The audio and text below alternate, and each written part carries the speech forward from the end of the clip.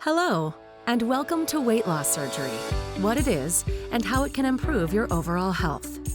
In this informational video, we will cover many topics pertaining to surgical weight loss, including information about obesity itself and its causes and effects, as well as the varying types of surgeries available, the benefits of each, and what patients can expect before, during, and after a procedure. First, let's talk about obesity. Obesity is a total body disease in which a person has an unhealthy amount of body fat that can lead to other chronic diseases.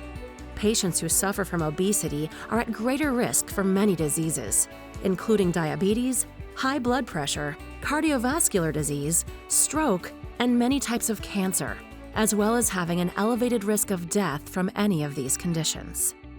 Obesity is determined using a measure known as body mass index, or BMI, which compares a person's weight and height to determine a percentage of total body fat. Those with a BMI of 30 or over are considered obese. According to the Centers for Disease Control and Prevention, as of 2020, 32% of all adults in the U.S. struggle with obesity. Let's look at what can cause obesity. The most common cause is called energy imbalance, or more simply known as consuming more calories than you burn, which causes your body to convert the extra calories into fat and store it for later use. This imbalance is caused by more than just how much you eat, but also by how much you consume in one day, your level of physical activity, how much sleep you get, and the types of food you eat, such as ones high in added sugar or saturated fats. Diet and exercise are important factors in determining weight. However, we know now there are other factors that can lead to obesity, such as stress, certain medicines, genetic makeup, hormones, and even your environment, including where you live and work. Now let's talk about the effect obesity can have on your health.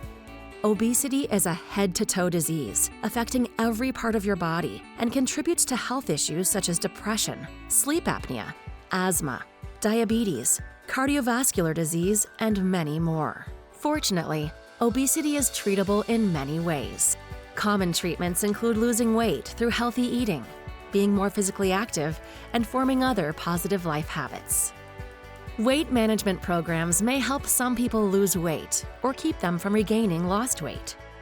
Some people who suffer from obesity are, for whatever reason, unable to lose enough weight to improve their health, or are unable to keep from regaining weight. When this occurs, other treatments, including weight loss medicines, weight loss devices, or bariatric surgery are options.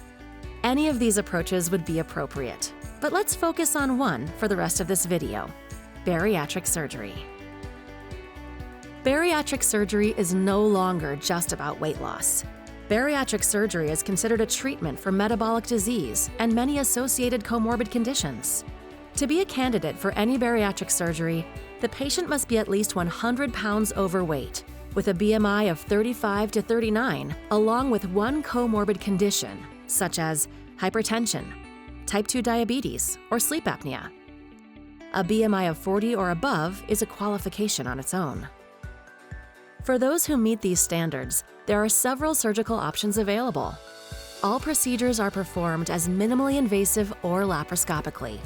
Note that not all surgeons perform all procedures.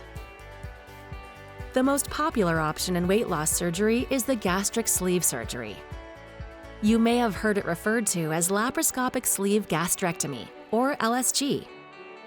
In this procedure, a fairly large portion of the stomach is removed, with only a sleeve-shaped portion remaining that is about the size of a banana and requires no reconnection of the intestine. Patients can expect losing up to 60% of excess weight with this procedure. Next, let's look at what is called gastric bypass, or Roux-en-Y. In this procedure, the stomach is divided into two portions. The top portion, which is about the size of an egg, will become your new stomach.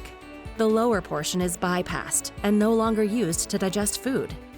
The small intestine is then divided and connected to the newly created top portion, bypassing part of the digestion tract, which results in decreased absorption of calories, vitamins, and minerals, which leads to weight loss. Patients undergoing this procedure can expect to lose as much as 70% of their excess weight. Another option is called a duodenal switch.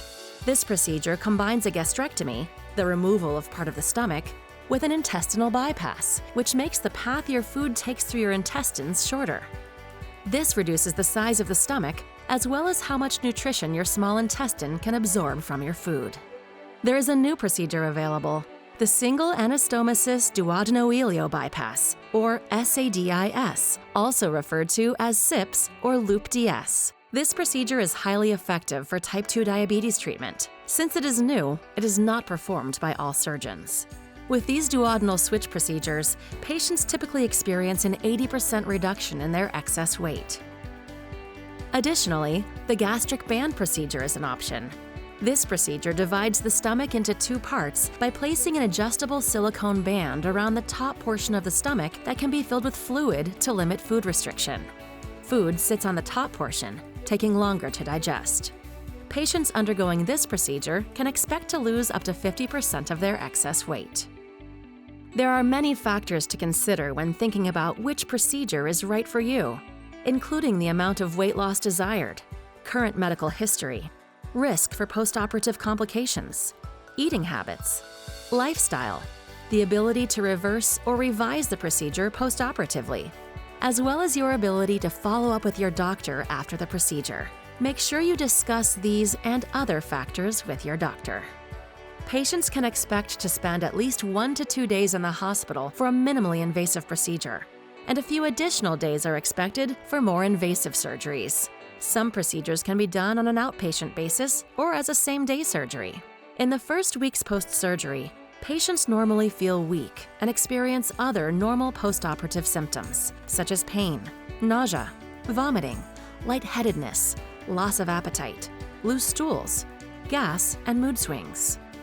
It is very important for the patient to be active right away after the procedure. Short walks or shifting positions in bed while you're in the hospital can effectively promote circulation, promoting healing and reducing blood clots. Upon leaving the hospital, the patient will be provided with specific dietary and activity instructions, as well as information about follow-up appointments. Once home, strenuous activity and lifting anything heavier than 20 pounds is not recommended for up to 6 weeks. However, non-strenuous activities, such as short walks, are encouraged and important for a healthy recovery. Staying hydrated is also key. Drinking 1.5 to 2 liters of water a day by small frequent sips is recommended. Wound care is very important once the patient is home. The surgical site will have incision sutures or stitches deep in the skin and surgical glue or steri strips on top. The sutures dissolve over time, and the glue begins to peel 1 to 2 weeks after surgery. Steri strips will come off on their own in about 7 days. It's safe to let the incisions get wet during a shower, but don't submerge them in water until they're completely healed. A small amount of yellow, pink, or clear fluid draining from the incision is normal. If an infection develops at the wound site, it usually occurs 3 to 10 days after surgery. Watch for symptoms of infection, which include increased redness or foul-smelling fluid coming from the incision, severe pain at the incision site. Other symptoms of concern are fever, chest pain, shortness of breath, nausea and vomiting, pain and swelling in the legs, trouble urinating, and pain that persists after taking pain medication. If you experience any of these symptoms or others, contact your care team.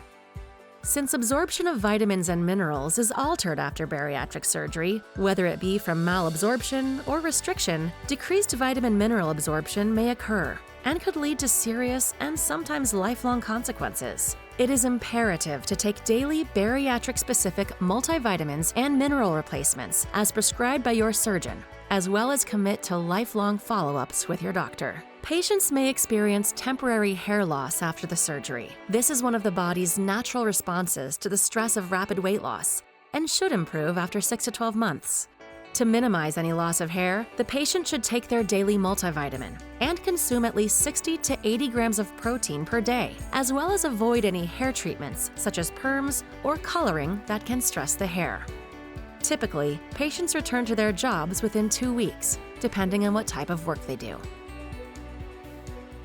Patients can typically resume sexual activity once they feel physically and emotionally stable. However, it is imperative to avoid pregnancy during the first 12 to 18 months after surgery. Body weight and micronutrient levels rapidly change during this postoperative period, which is not optimal for supporting a healthy pregnancy.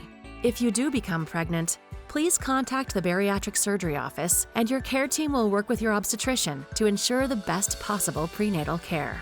At many HCA Florida healthcare weight loss surgery programs, we offer comprehensive services like dietary and mental health education and support before and after surgery.